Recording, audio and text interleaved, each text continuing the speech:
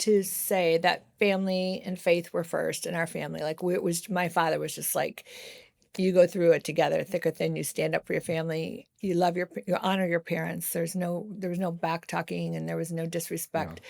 But my father taught me a lot about work ethic, and whether that was right or wrong.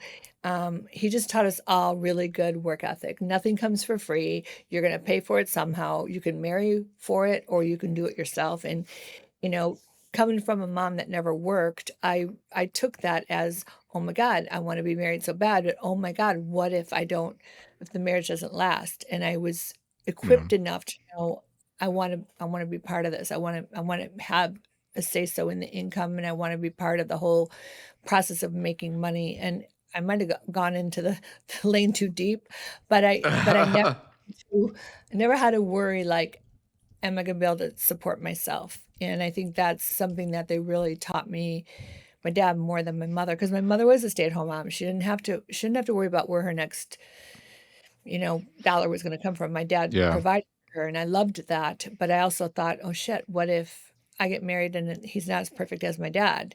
And I think that is my biggest takeaway is work ethic and Yeah. being responsible with your finances and always paying the IRS when you get paid. So for me, that pays 50% in their salary to taxes. As I've mentioned before, when I get paid as a 1099 or my W-2, my taxes are taken out, but as a 1099 Yeah. employee, and I do some 1099 work, I pay the IRS right then. I don't wait because it's not my money. Half of it's gone, 38% federal and 12 state. So I don't use money that's not mine. And I think Yeah. it was a Also, and big I know deal. we've hit on it before, but can you briefly tell people how like taxes doesn't have to be a quarterly or like thing like or like a yearly thing. Like talk to people that about the how you go about paying your stuff immediately because I think that's something that should be a lot more common knowledge. So I think that, well, I learned from my dad. My dad didn't pay it as he got paid. So he would get paid on jobs. He would then have to pay payroll taxes on all his 300 employees. And he was borrowing money from the banks to bridge that till the job paid. And then the bank called the loan. And my dad got stuck with, over $1 million in payroll taxes that he didn't have the money for because he was waiting for the jobs to pay him.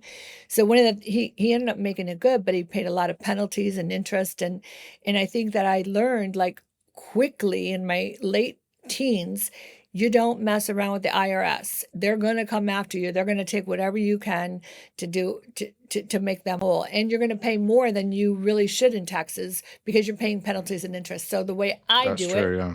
the way that I've never gotten in trouble is if I get $1,000 on the road or something that's 1099, I immediately go to irs.gov and pay my federal, and then I go to my franchise tax board and I pay my state tax.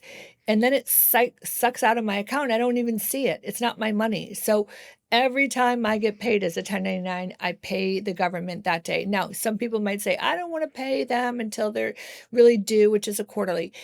I I call wrong on that because you got that money sitting in there. And let's say, for instance, you got a bad debt or you got a credit card bill due. You're going to dip in there if you're living paycheck to paycheck, and that's not your money. So I just think Yeah. get it out of the checkbook, get it off your plate,